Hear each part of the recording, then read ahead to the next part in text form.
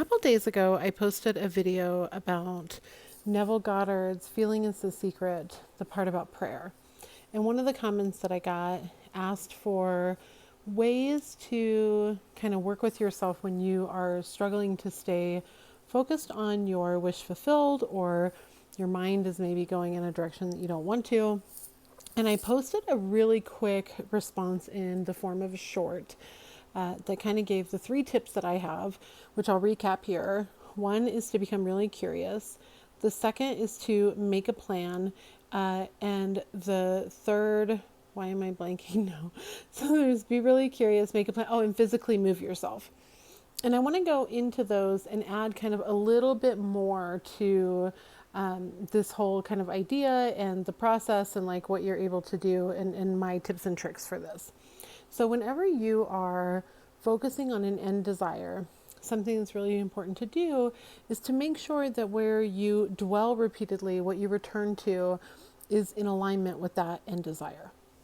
And a lot of times what can happen is it can become very easy to maybe spend a few minutes in the morning, a few minutes in the afternoon, and a few minutes before you go to bed, really feeling what it would be like if you were this person.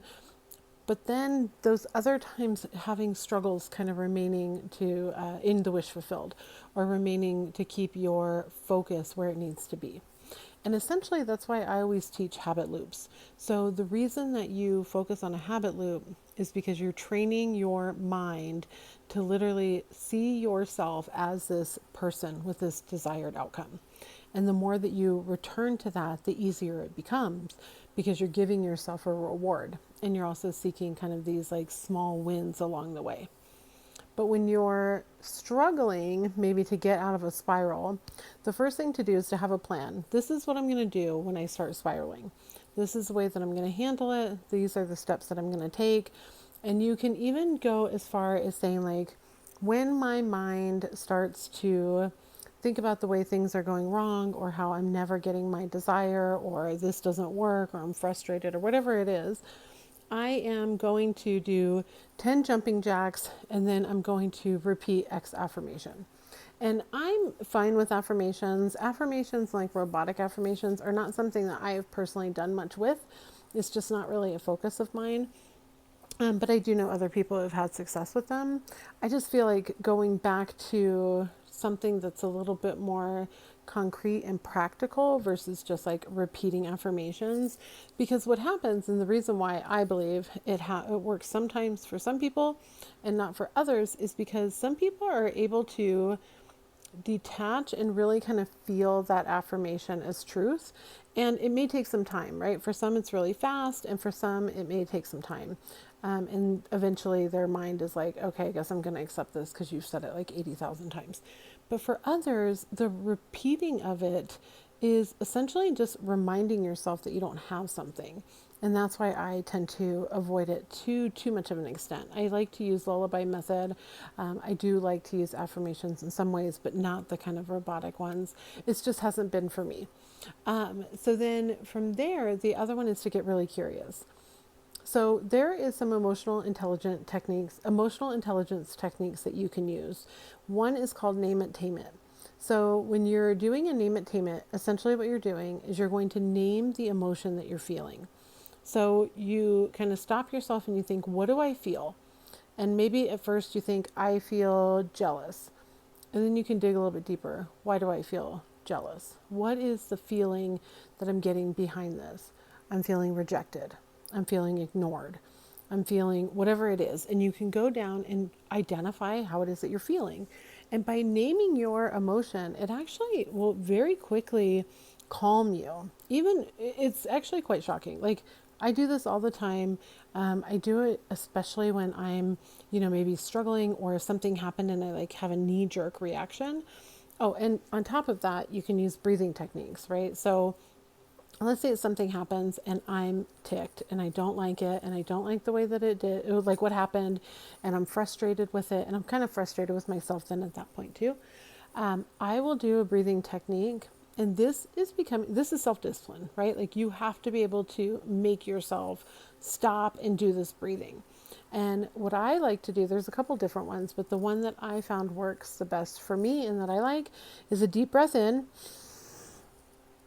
hold it at the top, and then take one more quick breath. Like you'll literally feel like you have no room in your lungs, and then you slowly let it out through your mouth. So it looks like this.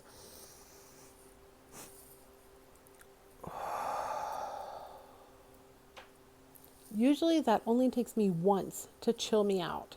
Sometimes I'll do it a couple times, and I like to do that even before I go into a meditation.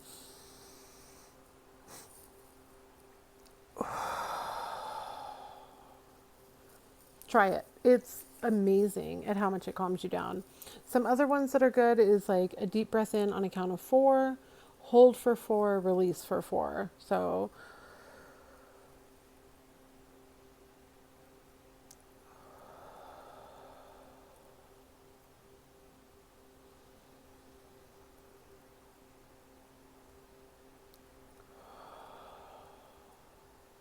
I'm already kind of sleepy. These are going to put me to sleep really quick. So those are 2 that you can try. I like the first one more, but definitely figure out what works best for you and like what calms you down. So then once you're calm, go in. This can be part of your plan, right? Like when I get triggered or when I start going down the cycle, I am going to first do my breathing techniques. Second, I'm going to ask myself questions. What is it that I feel? Why do I feel that way? Do I believe this thought? If I believe it, why? If I don't believe it, why not? And if I don't believe it, why am I bothering with it? Is this going to affect me now? Is this going to affect me in the next 24 hours? I've mentioned before, Maggie, who runs the channel Neville Goddess, did a phenomenal self-experiment where she really only worried or let things come into her existence that were going to affect her within the next 24 hours. She has a phenomenal video on it, and it was really well done, and it's amazing because it brings you back into this present moment. But really start asking yourself questions. And remember that any belief that you have, any thought, you actually assign the meaning to it. It's your meaning to assign. So when you go into, like if something happens to you or somebody sends you a text message, you assign what that means. Like you have to decide that this means they don't like you or that they like you or that they're just busy or they're sweet or they're kind or whatever it is. You assign the meaning to the events that happen in your life. If you are walking down the street and somebody honks their horn, you're assigning that meaning. Like everything that happens to you, you're assigning that meaning. And usually you're assigning it based on past experiences, right? My past experience tells me that somebody honks their horn at me, it's because they're annoyed with me. But you still assigned that meaning. You're bringing it up from past experiences, past assignments that you've given to other meanings. And so remember, like remind yourself of that in those moments. Like I assign this meaning. I make this choice. And then the last one is to actually physically move yourself. So get up, go take a shower if you can, like especially one that's got maybe some cold water periods of it. Do some jumping jacks, go for a walk outside, go sit in a different room, go do some journaling. Physically get up and move your body. Another good one is to like just shake, just like get up and just do like shaking. You can scream, you can do whatever you want, punch a pillow, I don't care, but physically go move your body. So those are the 3. Make a plan on how you're going to handle it. 2, get super curious, thinking of like breathing techniques that you can use, asking yourself questions, and the name it, tame it technique. And then 3rd is to actually physically move yourself. So what I like to do is like physically, especially if I can go for a walk, even if it's just like a quick one around the house or like the building or wherever I am, but go for a walk and ask myself those questions. Do I believe this? Is this serving me? What would I rather believe? What kind of outcome do I want? Have these thoughts served me in the past? That's a huge one that I ask myself.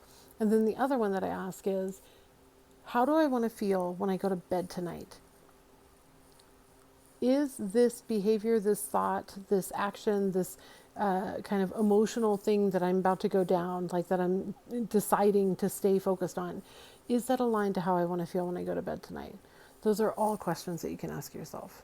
So I hope this was helpful. I hope it provided a little bit more information. And definitely let me know in the comments what you think. If you have other questions, I love answering questions with video. I think it's fantastic. And of course, if you are not a subscriber and you found this helpful, then absolutely please subscribe. I would love for you to be a part of our community here. And I hope that you found this beneficial, and talk to you soon.